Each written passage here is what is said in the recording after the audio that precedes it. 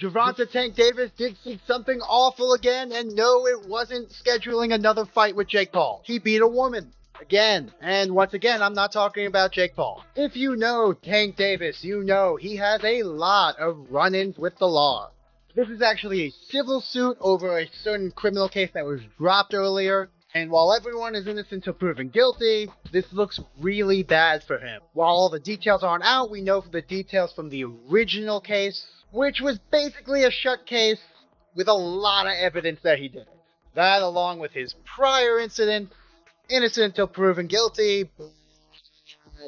You know, if you do something like 6 times, people are going to believe you did it to 7. So why is this coming up again? Well, now we talk about Jake Paul. There were a lot of theories that the reason the original charges got dropped, despite it being pretty clear that he was going to get convicted, was he convinced her to stop pressing charges so that he can actually schedule this Jake Paul fight. Because it was announced the day after the charges were dropped. The Jake Paul fight isn't for another week. So does this put this in jeopardy? No, probably not, because it's a civil lawsuit. I don't know how keen Netflix is going to be promoting a massive fight for tens of millions of people to see with one of the stars. The real knockout didn't happen in the ring. It happened in the courtroom, and this time, Tank Davis couldn't get back up. Gervonta "Tank" Davis, one of boxing's most explosive punchers and a global superstar, stood before the judge with trembling hands and a frozen, empty stare. This wasn't the fearless warrior fans were used to seeing. This was a man cornered by his own past. And then it happened. As the judge delivered the decision, Tank's knees buckled, collapsing under a pressure even his toughest opponents could never put on him. The same fighter whose brutal knockouts once electrified arenas now fell victim to the consequences he could no longer outrun. The incident isn't just another headline or another scandal in sports. This moment marks the downfall of a boxer once believed to be untouchable. And for the first time, the world is asking a chilling question. Is this the end of Gervonta Davis's career for good? Without the ink on the ground. I probably, that's corny. That's super corny. I don't know how much I weigh. I probably, shoot. Huh? What are you talking about, man? How do you win this fight? That outfit is trash. For real. That outfit is garbage. And that hairstyle. Anybody that ever rocked a mohawk is a clown. We all know this. Anybody rocked a mohawk. Name You it. want to see clowns? You want to see clowns? Gervonta, you're the clown, buddy. You're the clown, Gervonta. Any man who puts his hands on a woman is the clown. Miami-Dade County became the center of a shocking twist in Gervonta "Tank" Davis's story, a twist that erupted just 2 weeks before his massive showdown with Jake Paul. Fans, analysts, and even critics believed Tank was finally turning his life around, focusing on discipline, redemption, and a career resurgence. But everything flipped overnight when a new case detonated across headlines, leaving the entire combat sports world stunned. The charges came from his ex-girlfriend, Courtney Russell, and they weren't small accusations that could be brushed aside.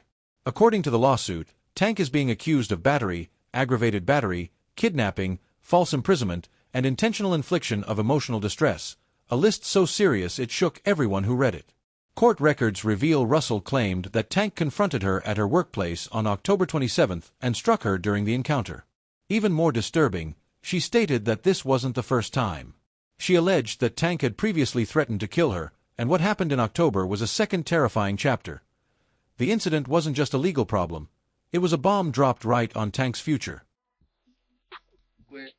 So, you know, they canceled the taking Drake fight. They canceled it. I didn't see that. Yeah, they canceled the thing yesterday. But, hey, Why? Because you think that Tank told that boy, you got to fall. no, just he can't keep his motherfucking hands to himself. He Gonna got Tank beat somebody else? no, not Jake, you know, Tank. No. Even his baby mama again. So, He beat his baby mama up? Jake on some like, man, I'm not about to give you no money to get you no 40 million. And you out here beating women up and stuff like that. You a boxer. I can't promote that. Did he really? I gotta see. Did he really beat up on her? I mean, it's like it's physical. Yes, Whooper. I ain't seen it, but You got 5 cases, 3, 4 cases. Hey, nobody ain't lying. You know what I'm saying?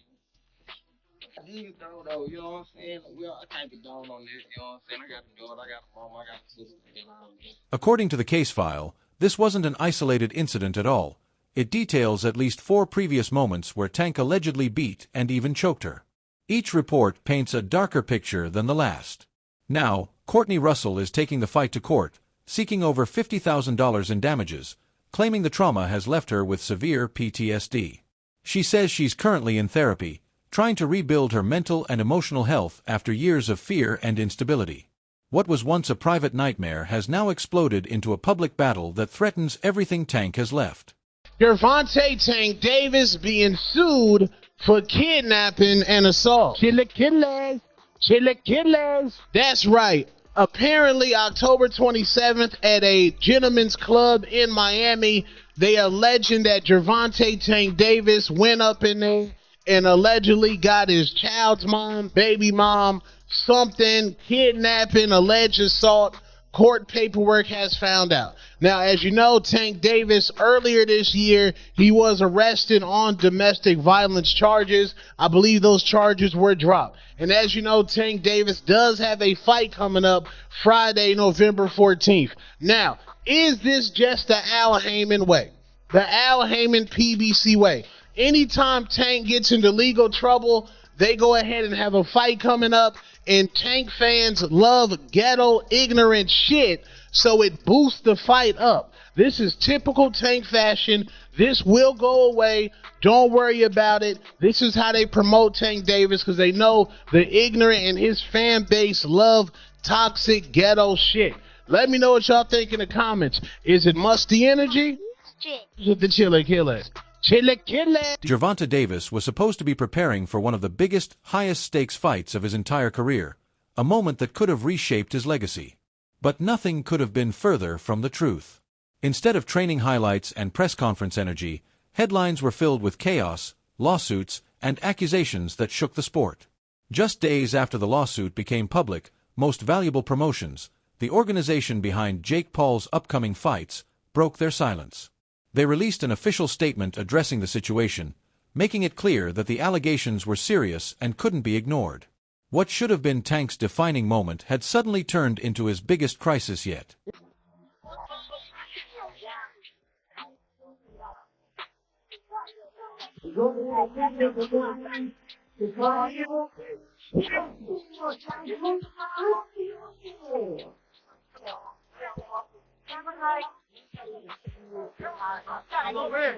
In simple terms, their statement felt like a warning, almost as if they were preparing to pull the plug entirely. And the moment fans read it, everyone knew something was seriously wrong. This wasn't the kind of problem you brush off or fix with a quick apology. This wasn't bad press, a heated argument, or a minor slip-up outside the gym. This was a full-blown legal storm, the kind that doesn't just slow careers down, it destroys them. The kind that wipes out reputations, partnerships, opportunities, and sometimes entire lives. For many, it suddenly felt like Tank Davis wasn't just fighting an opponent anymore. He was fighting for the very survival of his future. Tank Davis, somebody you've had some interaction with on social. What do you make of maybe the lack of discipline or arrest? Lack of discipline. Lack of discipline. Is that what you want to put it down to? Yeah. More than lack of discipline. Yeah. Vile. So, I mean, I don't condone that at all in the slightest. So it's not going to have to do with lack of discipline. It's everything to do with moral compass. And for me, that's shit. Yeah. The chaos surrounding Gervonta Tank Davis didn't just shake his career, it detonated everything connected to the event. The marketing machine, the Netflix partnership, the sponsors, the months of planning. All of it suddenly felt like it was hanging by a single weak thread. And while the entire industry waited for clarity, Jake Paul's team scrambled behind the scenes, searching for solutions, replacements, and a way to keep the show alive. For a fight that was already criticized for its massive 60-pound weight gap, this entire situation pushed it into complete uncertainty. But just when it looked like the curtain was closing, a few unexpected names stepped into the spotlight. Edgar Berlanga immediately threw his hat in the ring, telling Jake to answer the phone and save the event with a real puncher. And then came Rolly Romero, loud, confident, and fully convinced he could knock Jake out cold. Two wild personalities, both hungry, both ready, both smelling opportunity. Suddenly, Jake Paul had options again. Whether fans love him or hate him, there's no denying that the world watches every move he makes, and this moment might decide the future of his crossover boxing empire. But no matter what happens next, whether Tank returns, whether a replacement steps in, or whether the entire event changes direction, one thing is certain: this story is far from over, and the next chapter is going to be explosive. If you enjoyed this breakdown, make sure to like the video, share it with your friends, and subscribe.